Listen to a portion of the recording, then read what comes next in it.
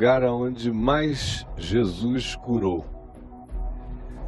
Quando você lê os evangelhos, você vê que esse lugar virou um centro irradiador de curas e de milagres. Era também o lugar onde Pedro residia.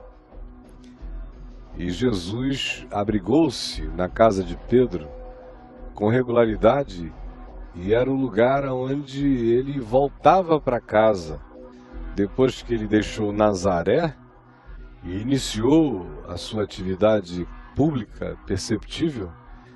Foi aqui em Cafarnaum que ele recrutou a maior parte daqueles que vieram a ser os seus apóstolos: Pedro, seu irmão André, Tiago, João, Mateus, o coletor de impostos, que trabalhava na coletoria de Cafarnaum, e uma quantidade enorme de pessoas e de personagens que fazem parte dos evangelhos foram pessoas encontradas aqui em Cafarnaum. Era aqui em Cafarnaum que regularmente a gente lê que ao cair da tarde, ao pôr do sol, as multidões se reuniam em profusão e Jesus as curava à porta da cidade. Obviamente a cidade não era isso aqui, são ruínas amuralhadas na custódia da Terra Santa, pertence à Igreja Católica, e é algo pequeno, mas se você andar à volta, você vai ver como a cidade se esparramava, aberta para todos os lados. E vinham pessoas de todas essas regiões para serem curadas.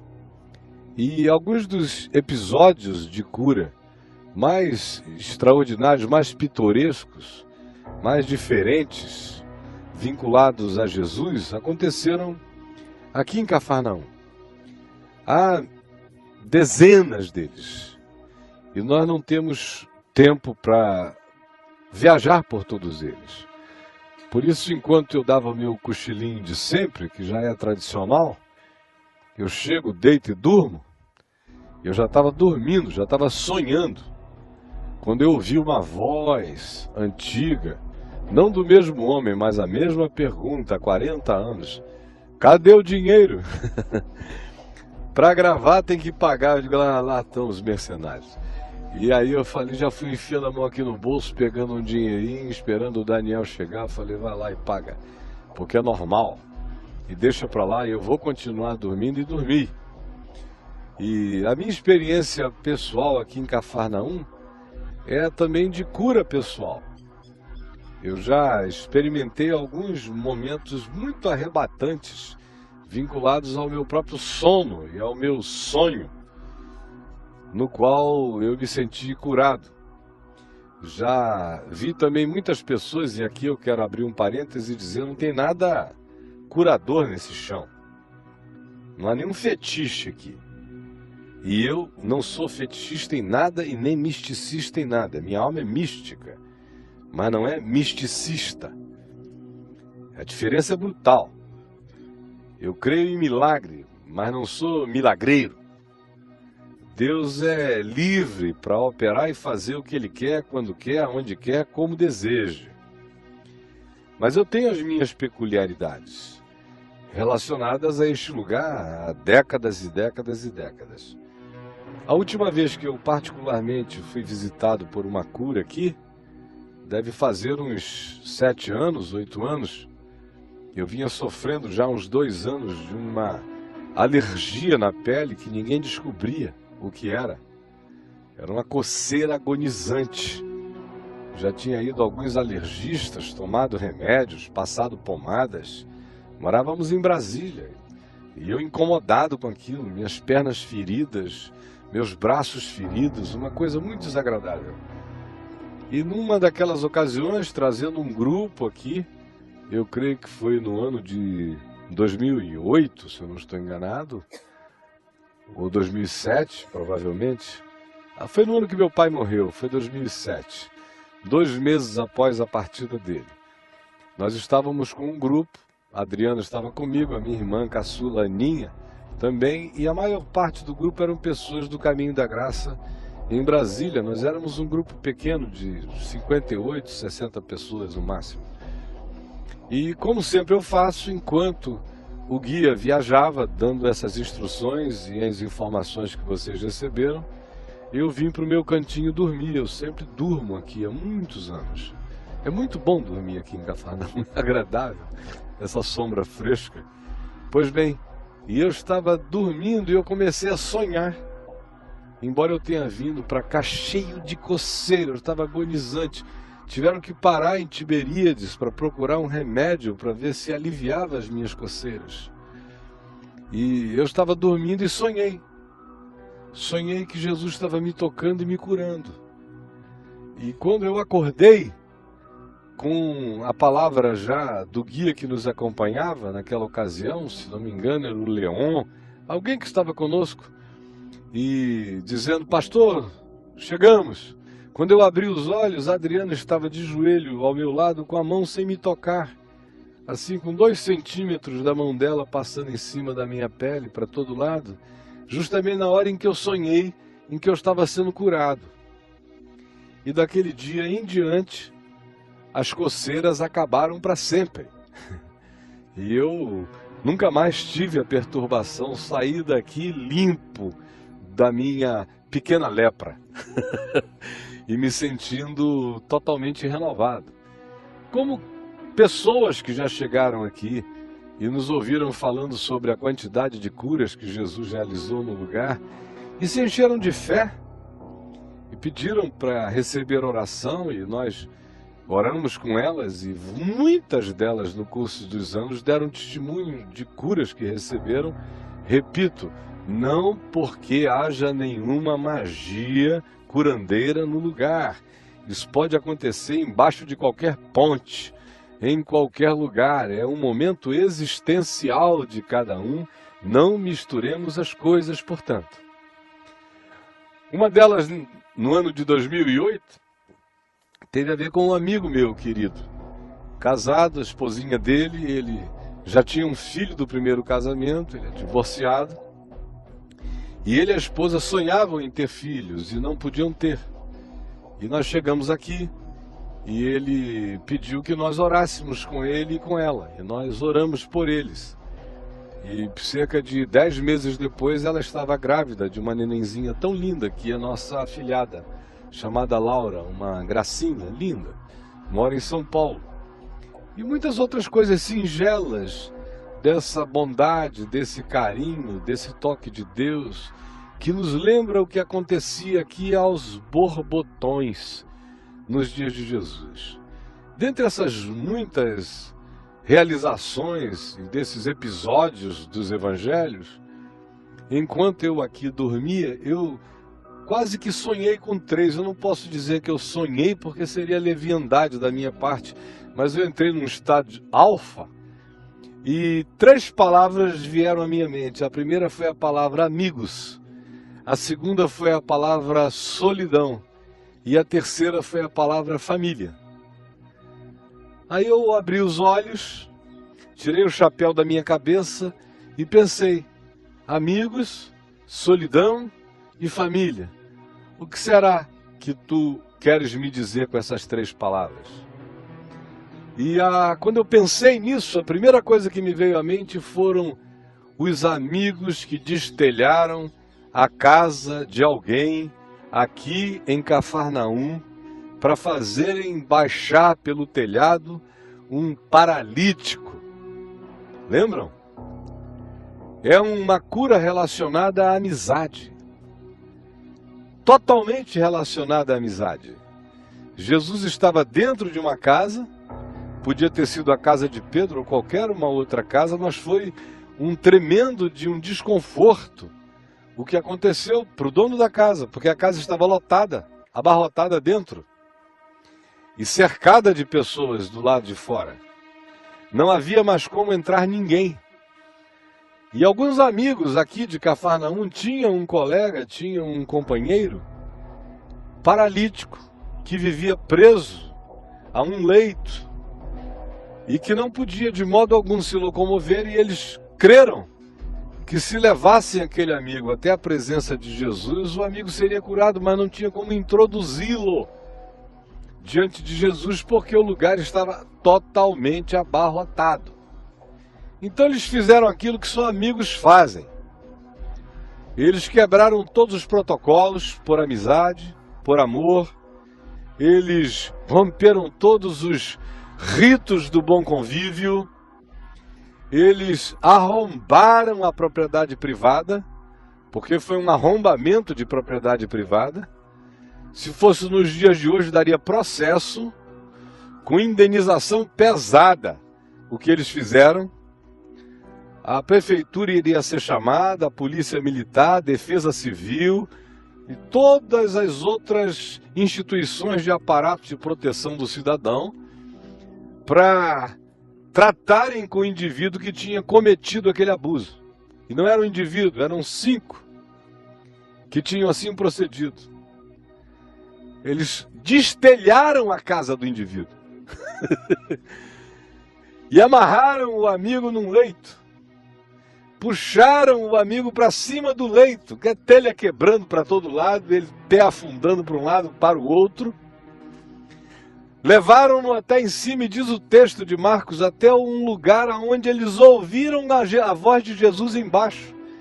O texto diz, até ao ponto exato aonde Jesus estava, fizeram uma abertura. Abriram, é aqui que está a voz dele, aqui ó, abre, aí caindo coisas. Jesus olhou para cima, aquele negócio sendo destelhado, o dono da casa alucinado. Imagina, de repente baixa-se aquele leito, amarrado em cordas, 5 carinhas lá em cima, abaixando, vai. Lá vem o pobre do homem empenado para um lado e para o outro, todo mal ajambrado, até que o arreiem diante de Jesus. E o texto de Marcos é bonito, porque diz, vendo-lhes a fé. Vendo-lhes a fé, não foi vendo a fé de um, foi vendo a fé de todos. Amigos, vendo-lhes a fé. Jesus disse ao paralítico, por causa de um conjunto de amor, por causa dessa síndrome de carinho, vendo-lhes a fé, Jesus disse ao paralítico, estão perdoados os teus pecados. Aí os fariseus, os escribas, os teólogos, imagina, a sinagoga, não era essa a sinagoga, essa é uma sinagoga já do 4º século, já houve terremotos, ela foi reconstruída, a sinagoga original era feita de pedras de uma outra natureza, a gente vê embaixo como eram as construções mais antigas, mas a sinagoga estava aqui, era uma sinagoga importante, cheio, portanto, de pensadores, teólogos, indivíduos que estudavam a lei, e minuciosos nas suas observâncias, e profundamente ciosos de encontrarem defeito, heresia, apostasia nas falas de Jesus e nas ações de Jesus. Eles eram os fiscais religiosos contra a graça de Deus, presentes no lugar como a gente encontra o tempo todo por aí. E Jesus diz, perdoados são os teus pecados. Ele não trata direto da paralisia do homem, ele olha a essência. Muito provavelmente porque aquele homem estivesse paralítico de culpa. Aquilo fosse uma psicossomatização antiga. Fosse um acumulado culposo de anos e anos e anos que paralisou o indivíduo. E Jesus vai à causa. A paralisia era o efeito. Frequentemente a gente fica doente de culpa. Culpa mata, culpa adoece, culpa produz todo tipo de enfermidade. Nem toda enfermidade decorre de culpa. Mas há uma quantidade enorme de doenças na gente que são o fruto dos nossos desencontros psíquicos. Não necessariamente por causa de culpa, às vezes é estresse, às vezes é medo, às vezes é ansiedade, às vezes tem a ver com pânico, às vezes são inseguranças acumuladas, mas também culpa. Como o Salmo 32 nos diz, como o Salmo 38 descreve explicitamente, especialmente o Salmo 38, é um salmo altamente psicossomático, quando vai dizendo que pelo acumular das iniquidades o corpo adoeceu, os ossos ficaram febris, a pele ficou purulenta. Ele diz, o coração ficou arrítmico. Ele descreve a arritmia cardíaca dele. E vai descrevendo uma condição sindrômica mesmo, produzida pelo acúmulo das suas iniquidades. Até que ele diz, eu te confessei o meu pecado, a minha iniquidade não mais ocultei, e tu me saraste. Olha como a Escritura é absolutamente mais moderna do que a nossa ciência, que só começou a lidar com essa relação integrada entre psique e soma de 100 anos para cá, e olhe lá, e até hoje a medicina convencional ainda é extremamente parca, atrasada e emburrecida no que diz respeito a pesquisar e entender as desordens da mente e da alma, procurando associações imediatas com aquilo que se possa produzir de efeito e de sintoma no corpo. Jesus, portanto, quando diz ao homem, perdoados são os teus pecados, olha que carinho, ele está indo na causa do problema da paralisia do indivíduo. Perdoados os seus pecados, curado ele ficaria. Se assumisse o que o Salmo 38 diz, a cura lhe brotaria. Repito, nem todas as doenças decorrem daí, mas há uma quantidade enorme que daí procedem das nossas desordens psíquicas e interiores. Aí, quando ele diz isso, os teólogos presentes levantaram logo uma questão de ordem, não é? E disseram, quem é este? Que arrogante, que pecador, que blasfemo, que diz, perdoados são os teus pecados, só há um que pode perdoar pecados. E o texto diz, e Jesus, sabendo o que se lhes passava na mente e no coração, voltou-se para eles e perguntou, digam-me, o que é mais fácil? Dizer, perdoados são os teus pecados? Ou dizer, levanta, toma o teu leito e anda? Aí eles ficaram em silêncio e Jesus disse, ora, para que saibais que o Filho do Homem tem sobre a terra autoridade para perdoar pecados, eu digo a este paralítico, levanta, toma o teu leito e anda. E na mesma hora, tomando o homem pela mão, voltou-lhe o vigor, ele pôs-se em pé e com grande alegria saltava e a multidão entrou em estado de perplexidade. Imaginem os amigos, vendo-lhes a fé. Tem muita gente hoje aqui que tem amigos em estado de paralisia, de doença, de contimento, de impotência, de infelicidade. E às vezes não é o indivíduo, a pessoa que está carregada de fé. Às vezes o indivíduo vem sendo carregado pelo amor de outros. Mas o que a gente precisa entender é que se a fé do indivíduo é observada sempre por Deus, a misericórdia de Deus é maior do que a impotência do indivíduo e frequentemente ele vê a fé daqueles que amam o impotente.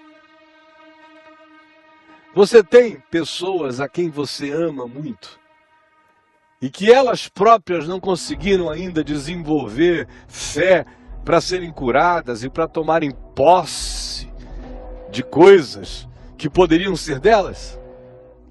O apóstolo João, provavelmente tendo aprendido esse princípio com Jesus aqui em Cafarnaum, nos diz na primeira epístola dele que se algum de nós tem um amigo, tem um irmão, tem um conhecido que a gente vê pecar não para a morte, não aquele pecado deliberado da hostilidade, da maldade, da vontade hostil, pessoal, declarada, afirmada, definida pelo próprio indivíduo em antagonismo a Deus, mas ao contrário, sendo apenas uma desordem pessoal, um erro pessoal, um equívoco pessoal, ou qualquer que seja a desarmonia pessoal, João disse: se você vir, peça a Ele, peça a Deus por Ele, e o Senhor perdoará os seus pecados. E o apóstolo Tiago completa, quando ele diz: orai uns pelos outros para serdes curados, vendo-lhes a fé. Hoje à tarde aqui em Cafarnaum eu queria que de algum modo a nossa mente se engravidasse para a gente pensar em gente que a gente ama, que não conseguiu ainda enxergar o que poderia receber, mas que pode ser objeto da nossa oração como amigos queridos que vão destelhar casas por amor a eles e baixá-los no ponto exato aonde Jesus está. E Ele está aqui, não no chão de Cafarnaum, mas no único chão que Ele habita, no coração da gente. E antes da gente sair, eu queria que a gente fizesse essa oração dos amigos. Segunda palavra que eu disse naquele estado de alfa, eu vim saindo, ouvindo, foi solidão. Me lembrei daquela mulher do fluxo hemorrágico, sozinha no meio da multidão, com algo inconfessável. Hoje as senhoras que estão aqui, as meninas, as mulheres, não andam fazendo propaganda da sua menstruação, não é? Você escuta, você está indo à farmácia? Dá para me trazer um mods com abas? Você pede isso ao marido, uma pessoa muito íntima, você não pede alguém que está indo à farmácia. A um peão da casa, está indo lá, ó, traz tamanho tal, sempre leve com abas, tá bom? Sempre livre e sempre leve. Ato falho e ato não falho, sempre leve. Agora olha só, ninguém faz isso.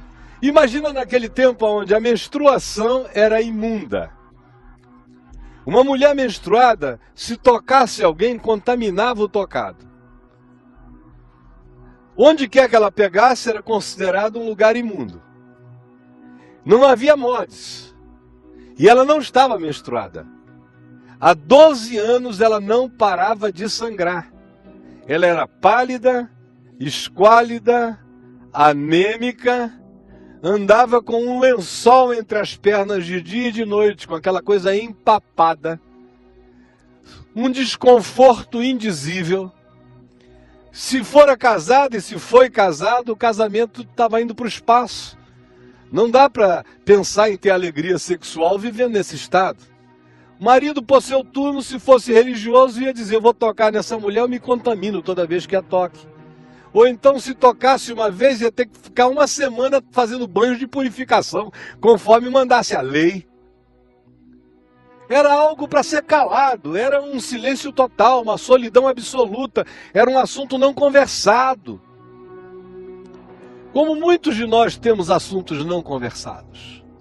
Não apenas as mulheres, mas nós temos sangramentos pessoais que ninguém pode saber. Nós temos nossas impurezas sociais, assim ditas, assim percebidas, assim interpretadas por terceiros, sobre as quais a gente se cala para sempre. E ela ouviu dizer que com Jesus era diferente. Ela ouviu dizer que Jesus era aquele que, se pegassem nele, ele não se sentia sujo. Era o único homem que, se fosse tocado, não ia dizer: e me sujaram.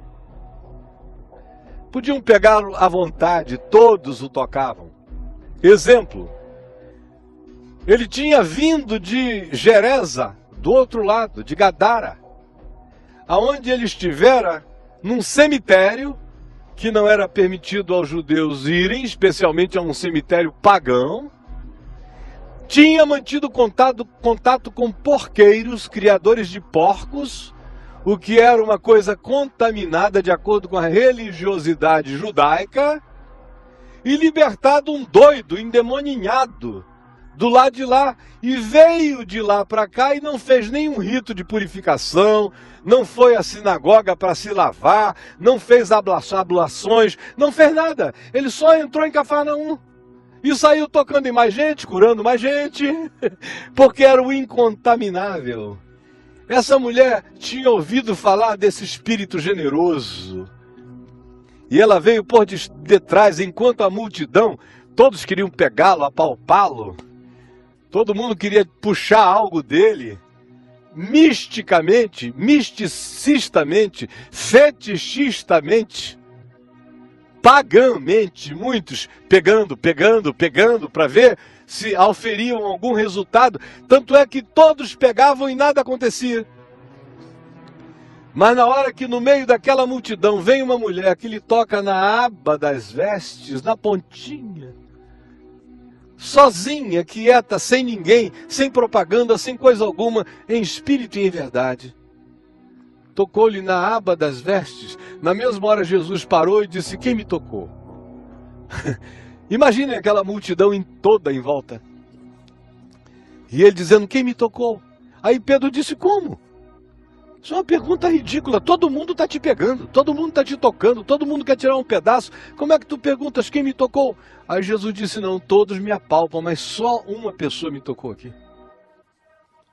Porque eu senti que de mim saiu poder. Quem me tocou? Aí vem a mulher franzininha, esquálida, anêmica, sozinha, se joga aos pés de Jesus e lhe confessa toda a verdade. E diz: fui eu que te toquei. E a minha hemorragia de 12 anos parou. Eu já fui a todos os médicos, nada deu jeito, mas eu te toquei e eu fiquei sarada. E Jesus pegou a mulher, a levantou e disse: filha, a tua fé te salvou. Ele não estava falando: a tua fé te colocou no paraíso. Isso aí é uma obviedade posterior.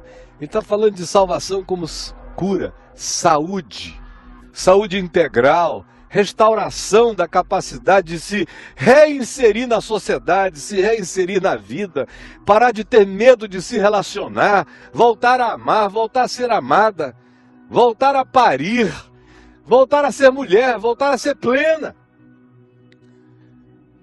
A tua fé te salvou. Vá em paz. Isso aconteceu enquanto Jesus estava vindo de lá, o barco tinha parado bem ali. Assim que ele parou, uma multidão da sinagoga tinha ido na direção dele dizendo: olha, o chefe da sinagoga chamado Jairo, que é um homem bom, é gente boa, é uma pessoa piedosa, está vivendo um problema familiar horrível. A filha dele, se já não morreu, está morrendo. Aí o próprio Jairo chega, falando do seu drama familiar, da filhinha de 13 anos, adolescente, que ele não sabia ainda se estava viva ou morta. Quando chegam alguns da casa dele, não devia ser distante, vieram correndo e disse: não incomodes mais o mestre, a tua filha já morreu. Acabou. Não dá mais tempo. Demorou. É interessante que Jesus está vindo do cemitério, dos porqueiros, do gadareno, de tudo que era impureza. Chega aqui, é pegado por uma mulher também impura. E ele diz: vamos até a tua casa. E quando chega lá, já havia carpideiras profissionais chorando à volta, fazendo aquele choro do luto. Qualquer coisa que pudessem fazer para designar o espírito da morte no lugar, porque a garotinha de 13 anos tinha partido. Aí quando Jesus chegou e disse a Jairo: não te aflijas, ela não morreu, ela só está dormindo. Aí eles caíram na gargalhada. Você é um tolo, você é um bobo, está morta. Você está pensando que a gente não sabe distinguir desmaio de morte? Ela está morta. Aí Jesus disse: está morta? Então tá bom. Ninguém vai entrar comigo nessa casa. apenas chamou a Pedro, Tiago e João para que o acompanhassem, e Jairo e a esposa, e disse: os demais fiquem fora. Os que creem na morte ficam fora. Comigo entram só os que creem na vida. É interessante como, quando se trata de morte em família, não dá para a gente encher a nossa casa da multidão dos que não creem na vida e só creem na morte.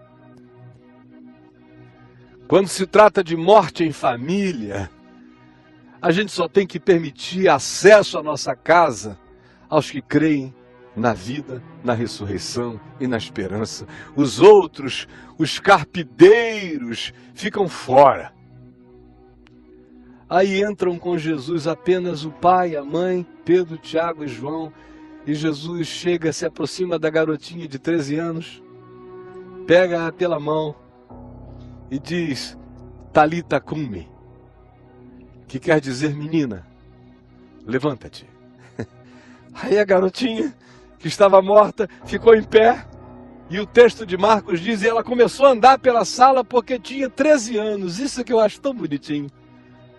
Essa riqueza de detalhes do Evangelho. Crianças andam, crianças brincam, crianças correm, crianças normais se movimentam.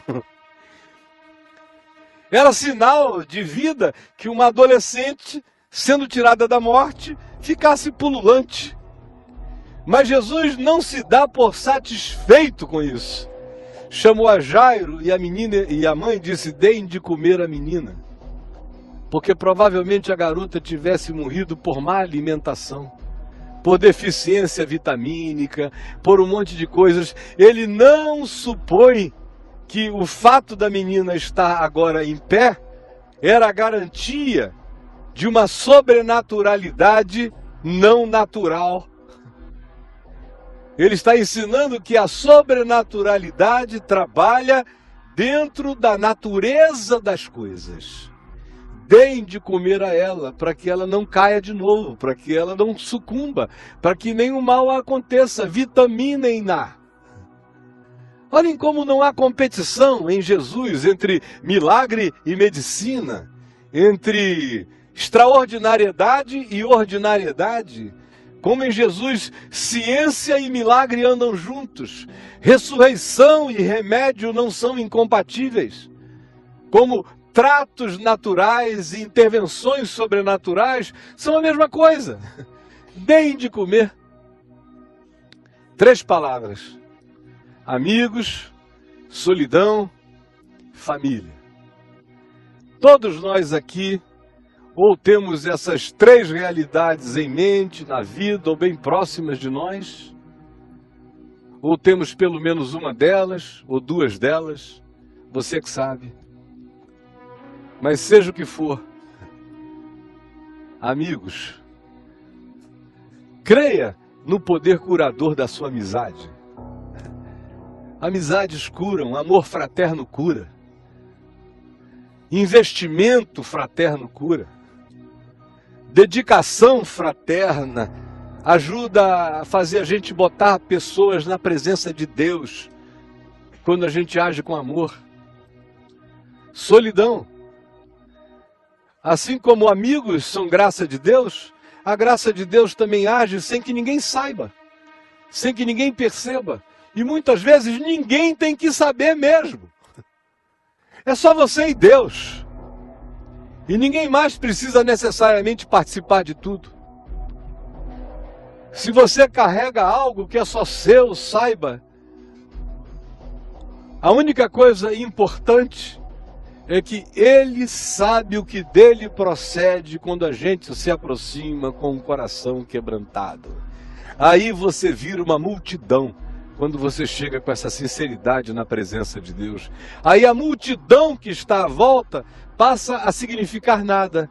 E quem passa a ser a multidão de significado é quem chegou com o coração carregado desse quebrantamento em espírito e em verdade. E há aqueles que oram por filhos que aparentemente já não têm esperança, ou por gente amada, que vem outros e dizem: não adianta mais, já passou da hora, já esgotou o prazo, não tem mais jeito. Não desista. E também não bote para dentro da sua vida os que não creem no poder da ressurreição. Que só entre na intimidade da tua casa para lidarem com aqueles aos quais você ama, aqueles que são filhos da vida e creem no Espírito da ressurreição, conforme Jesus falou. E em havendo cura e milagre, não coloque tudo na responsabilidade da sobrenaturalidade. Frequentemente Deus age na nossa vida, levantando, Talita cumi, menina levanta, homem levanta, seja lá quem for levanta, e depois diz, trata-te, alimenta-te, exercita-te, caminha, faz a tua parte, toma os teus remédios, faz os teus exercícios, colabora com a graça, torna-te sócio da bondade de Deus na tua vida. Não transforme Deus no grande transferente, como frequentemente a religião faz. Faz de Deus o grande transferente, enquanto a gente se isenta das responsabilidades que são nossas. Há intervenções que acontecem, mas as manutenções são nossas. A cura veio, mas a manutenção é minha responsabilidade. Seja como pai em relação ao filho, seja eu adulto, que recebi essa graça e preciso fazer as minhas próprias manutenções o resto da minha vida. O meu tempo já esgotou, eu já estourei em 4 minutos. E vou parar aqui fazendo uma oração. E não precisa ser longa essa oração. A oração de Jesus pela filha de Jairo foi uma palavra. Menina, levanta. A oração pelo paralítico foi, levanta, toma o teu leito e anda. E pela mulher do fluxo hemorrágico foi, quem me tocou? A tua fé te salvou.